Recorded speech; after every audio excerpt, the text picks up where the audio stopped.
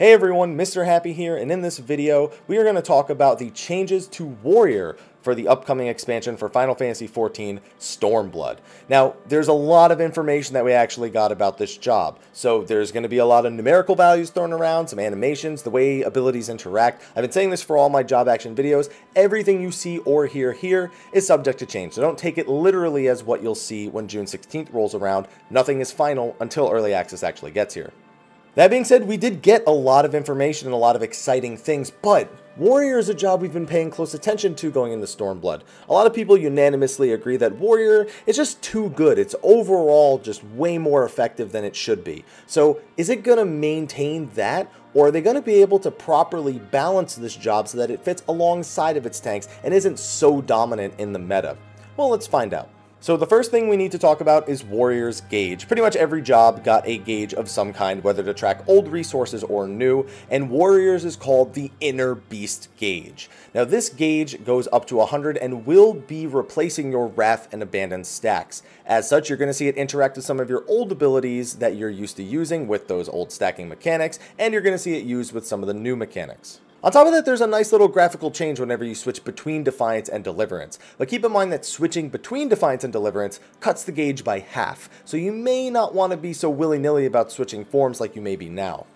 As for changes to Defiance and Deliverance, what we have translated from the Reddit thread here that translated a bunch of the tooltips is that they remained mostly the same. They've been adjusted to match the playstyle of this Inner Beast gauge. For example, the more full the gauge is, the more parry you'll get from Defiance, and when you're in Deliverance, the more critical hit rate you'll get. So when you're at 100 of this Inner Beast gauge, you'll have the most possible parry and critical hit rate.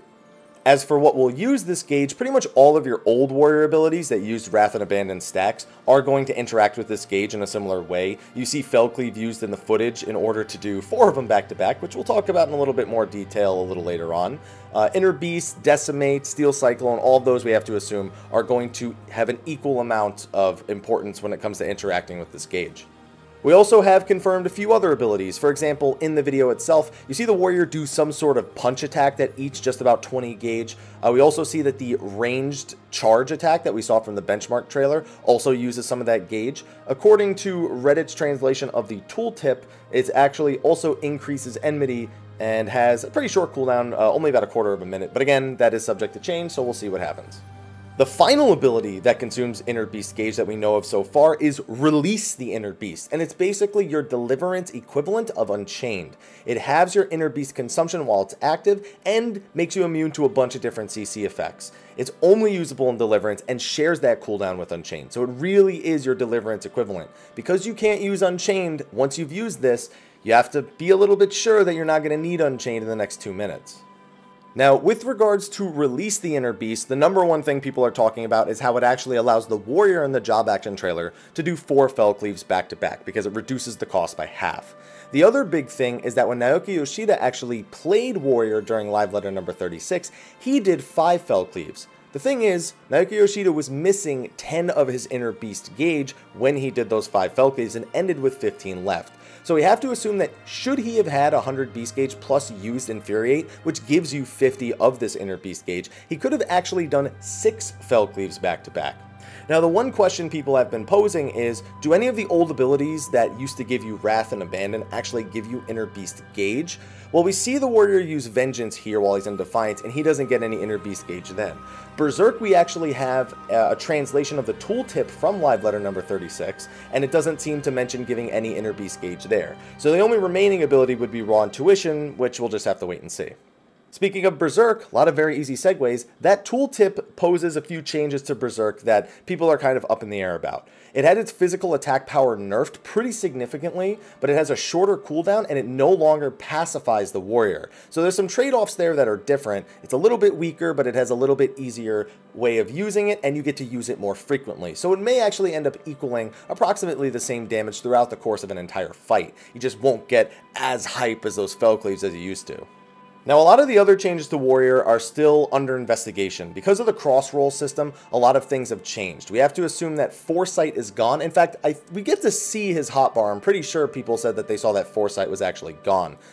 So because Rampart is now in the crossroll system, warriors don't have foresight anymore. We know Bloodbath is a melee crossroll skill. We know that Second Wind is a melee crossroll skill. We know that Internal Release, at least for now, is a monk skill. So a lot of the skills that you are borrowing from your cross class for warrior in 3.x are not going to apply to warrior in 4.x. So it's really a big question of how all of those abilities being taken away is really going to affect warrior going into the expansion. But those aren't the only changes that we're talking about that people are a little bit iffy about. So again, when Naoki Yoshida was playing as his warrior, we got to see him use the Storm's Eye combo and the Storm's Path combo. The first thing people noticed was that MAME was giving the slashing debuff instead and was no longer providing a damage buff to Naoki Yoshida.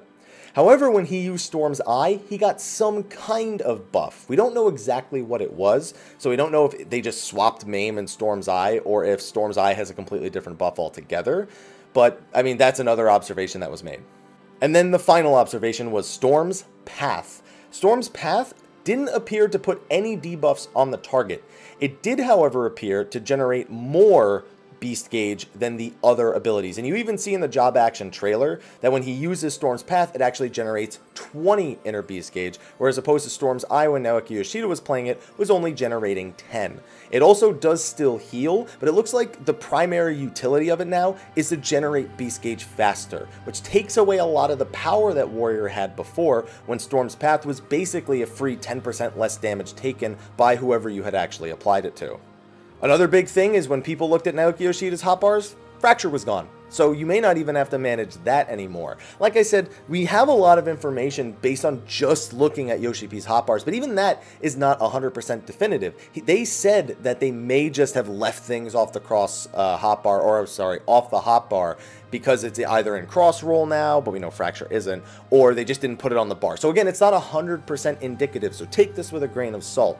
But we can at least see certain patterns trending when it comes to the Warrior, and I'm interested to see how Warrior's spot in raids is actually affected by some of these changes.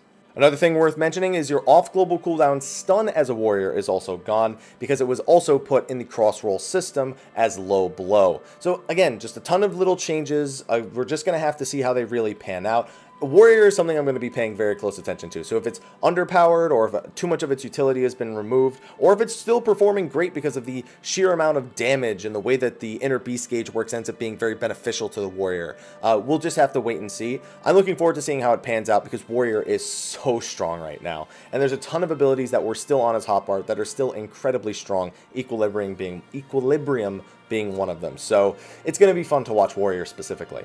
But anyway, that's all the information that I have. I could go into more of the tank crossrolls, but I'm going to do a separate video on that one because that honestly can be a video all on its own. Let me know what you think about the inner beast gauge, about Warrior and managing this resource and some of the changes that were made to Eye and Path and all that other good stuff. Let me know what you think in the comments section of the video below. Be sure to like, favorite, subscribe, and share, and stay tuned for all the latest updates, news, guides, all that great stuff on Stormblood. I got you covered. Until next time, everyone, take care.